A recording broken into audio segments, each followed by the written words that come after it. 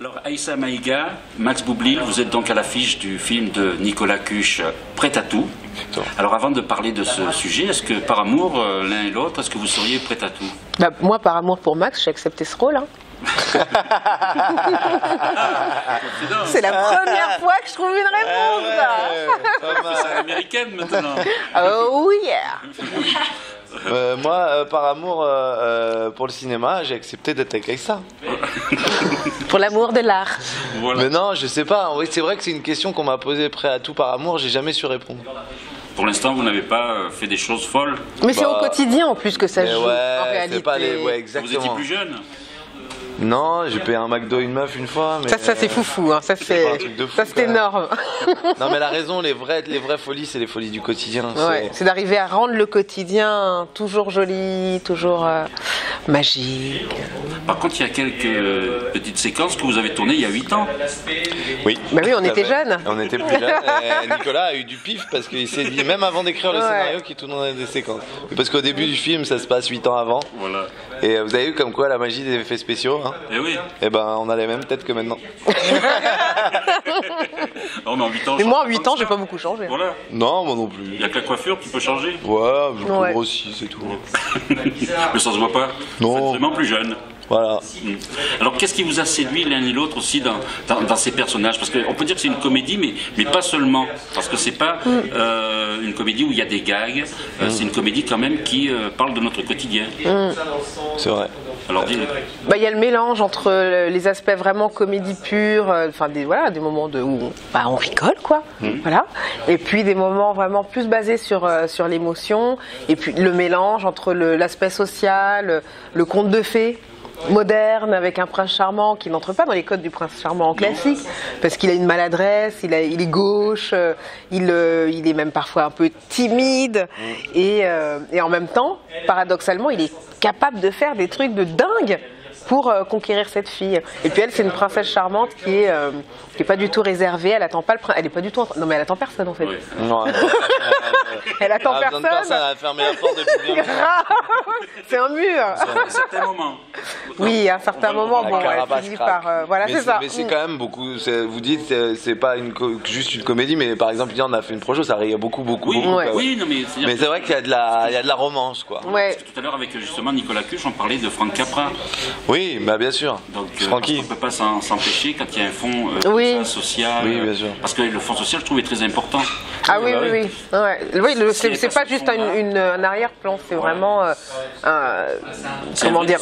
C'est un vrai discours. Les personnages réagissent vraiment par rapport à des aspects sociaux, puisque lui, il a fait. Mais c'était un étudiant qui en ramait pas une. Et qui finit par faire fortune en créant un site de rencontre pour les mères célibataires.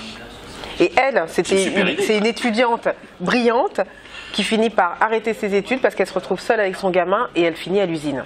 Oui. Donc forcément, ces aspects-là économiques et sociaux, ça crée des antagonismes hyper forts parce que lui, il rachète l'usine pour la retrouver. Je dois pas lui dire que je suis le patron. Parce que moi, j'aime pas du tout les patrons dans le film. En plus, vous n'aimez pas quand vous mente. Ah, je déteste le mensonge. Même dans la vie aussi. Bah évidemment. Et pourtant, moi, mon personnage, il fait que ça. Vous avez déjà menti? Oui, parfois on fait des mensonges pour faire le bien. Hein. Parfois, on est obligé de mentir. Hein. Par exemple, quand ta pote te demande est-ce que tu trouves que j'ai grossi? Non. C'est pour pas qu'il te. Voilà, parfois tu peux mentir pour faire kiffer. Mais pour arriver dans le métier du cinéma, il n'y a pas eu des moments où il a fallu que vous fassiez croire les Ah oui. Ouais. Moi, au début, je m'étais inventé un CV. Alors, j'avais fait plein de pièces de théâtre parce que c'était invérifiable. J'avais joué dans tous les classiques possibles et imaginables. Et ça a marché. Mais tant mieux pour nous. Oui, c'est gentil.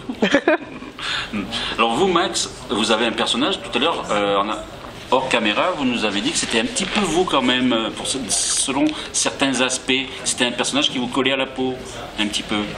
Oui, bah, c'est un rêveur, un peu un idéaliste et voilà, c'est un mec qui a fait fortune malgré lui, c'est-à-dire qu'il est un peu passif, il se laisse porter par les choses et d'autres et surtout c'est un personnage bon quoi. Il veut faire le bien autour de lui et il s'y prend mal. C'est vrai que ce sont deux personnages hyper positifs avec tous les deux leurs travers, leurs limites. Lui, il se croit obligé de mentir pour pouvoir l'approcher. En même temps, il n'a pas tout à fait tort parce que franchement, elle n'est pas facile d'accès. Et puis elle est très sympa, très intègre, tout ça, mais quand même un peu...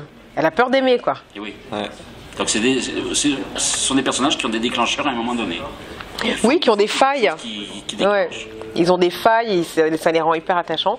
Et en même temps, ils se retrouvent tous les deux pris dans une espèce de mécanique qui très vite va faire qu'ils ont... Alors, pour parler des sites internet, alors il vaut mieux que les gens se rencontrent, se parlent, s'avouent leur amour, plutôt que de faire un petit peu un marathon sur internet. Qu'est-ce que vous en pensez de ça? Moi, je suis pas contre que les gens se rencontrent sur Internet. Hein, quand t'es au bout, quand tu t'as pas l'occasion de croiser beaucoup de monde, ça peut être bien de faire des rencontres sur Internet. Et puis pour les gens On sent qu'il timides... y en a acheté un, le site. Ça y est, vous avez commencé à mettre de l'argent dans les sites internet. Voilà, pas du tout. Pour pouvoir aider une usine ou une maison de production, ça peut se faire. Est-ce que ça donne des idées justement quand on parle de sujets comme ça? Tu veux dire des idées par rapport À la vie sociale, à la vie de tous les jours? Bah, on se Est-ce que dit... ça inspire? Bah, ça, je saurais pas répondre à cette question. Je pense que ça, c'est le public à la limite qui peut être inspiré Ouais. par un personnage, ensuite parce qu'il s'identifie ou... Et vous, à chaque fois que vous interprétez un personnage différent, est-ce que dans votre vie quotidienne, il y a des résonances et puis il y a peut-être des changements de parcours, des... Non, ça m'est pas arrivé encore de me dire à cause d'un rôle ou à cause d'un personnage de me dire tiens, je vais prendre telle décision ou je vais réagir autrement dans la vie. Pas un rôle que j'ai fait en tous les cas. Mais en tout cas, on nous offre jamais des rôles par hasard. Il y a toujours un truc qui résonne avec le personnage et qui fait que... Je sais pas comment expliquer. C'est que quelque part tu dois avoir une sensibilité, une vibration qui est similaire à celle du personnage, que tout le monde le ressent, quoi. Et moi, il est arrivé qu'on me choisisse pour des personnages et que je devais faire face aux mêmes choses que ce personnage-là, et ça, personne n'en savait rien. Mais c'est un truc de dingue. Au même moment, tu veux dire, presque. Donc c'est vous qui apportiez de l'eau au moulin, si on peut dire. Bah, peut-être, oui. Et vous ne vous étiez jamais rencontrés avant ce film? Vite fait, on s'était croisés une On fois. s'était croisés une fois. On s'était même dit bonjour. Oui.